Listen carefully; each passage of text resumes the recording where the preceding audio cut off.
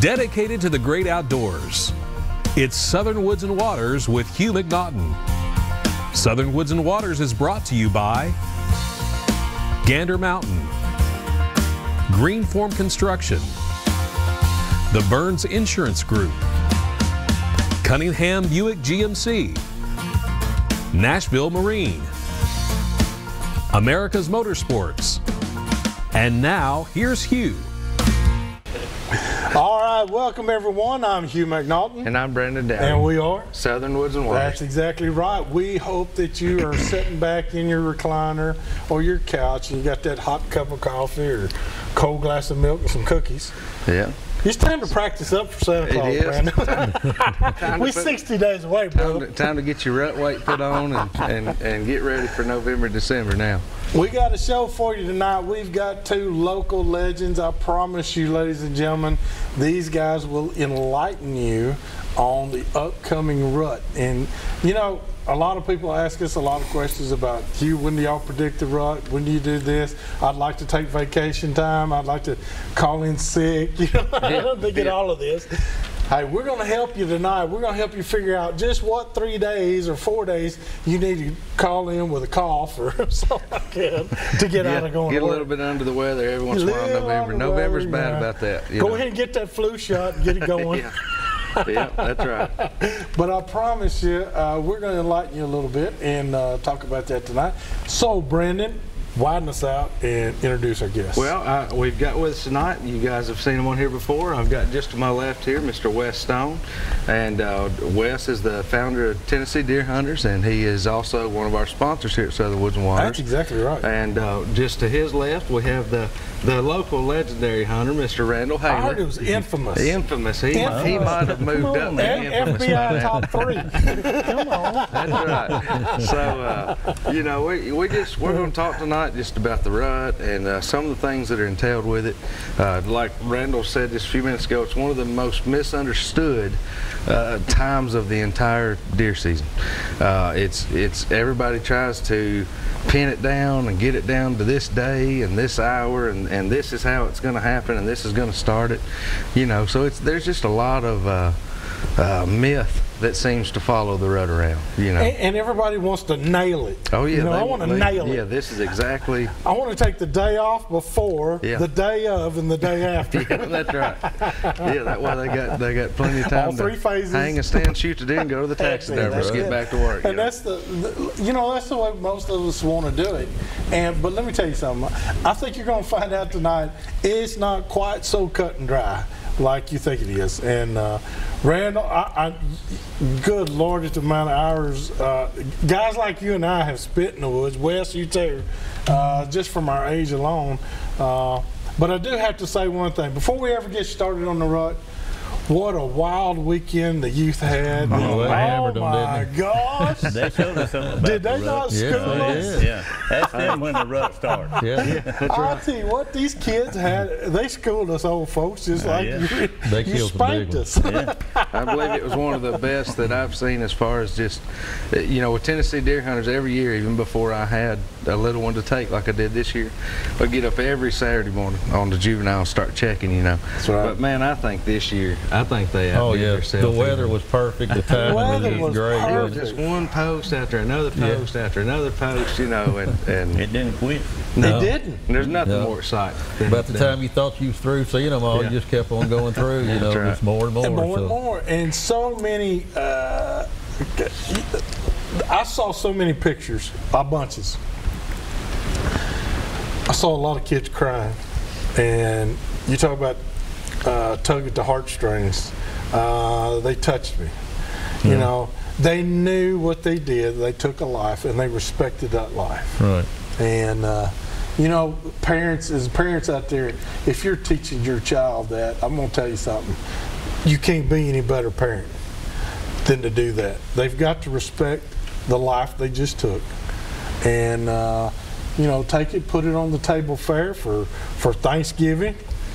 Christmas time's a great time to eat venison. Or any Saturday, any day that ends in Y, you can call me. They're just about all pretty good days. They're all good days. To eat it. But I was proud of the kids.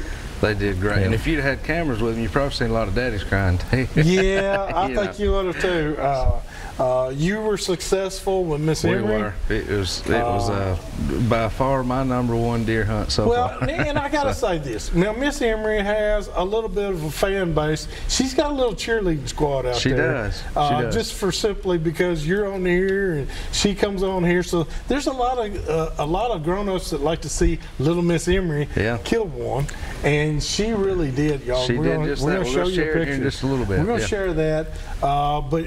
You know, I got a funny feeling when I talked to Dad, he was all choked up. So I think we could have had a tear-filled. I was a little excited. It was funny. Andy Coker come out to help us, and he said, "Well, where was the deer standing?" I said, "I don't remember." He said, "Well, where did he come out?" I said, "Well, I'm not sure." He said, "Do you know anything about what this deer?" I said, "Yes, she shot him. I know that." Do we need to talk to Emery?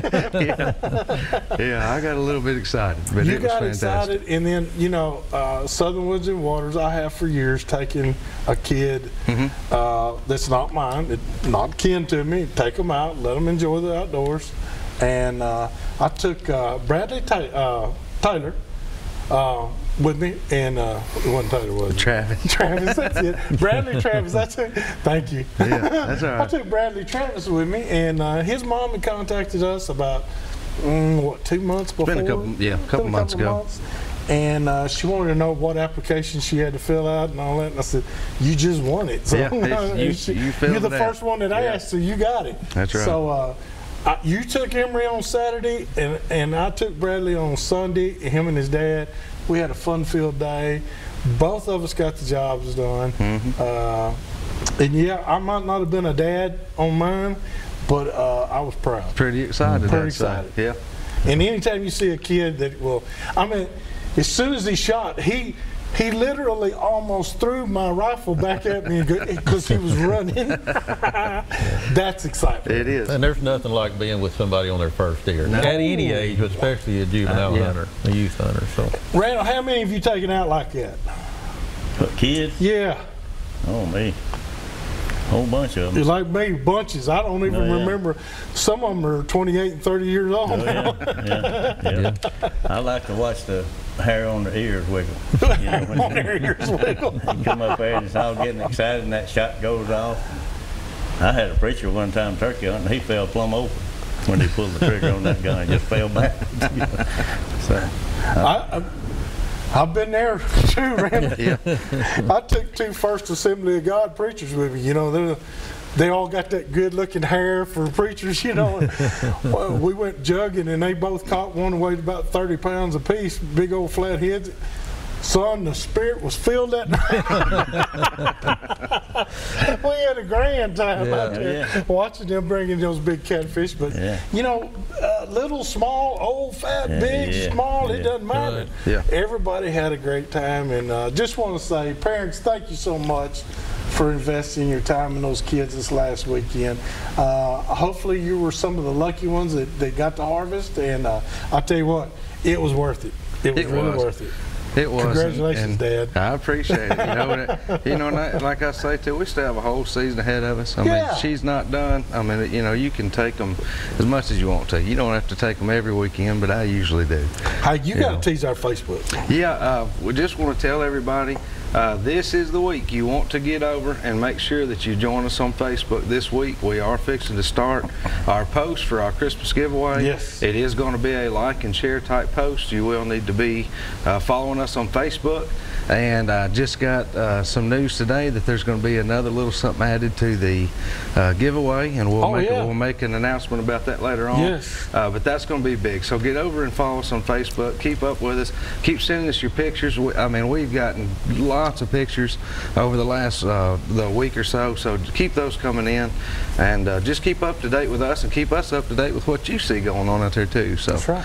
But we got to take a break. We'll be right back here in just a minute with some more Southern Woods and Waters.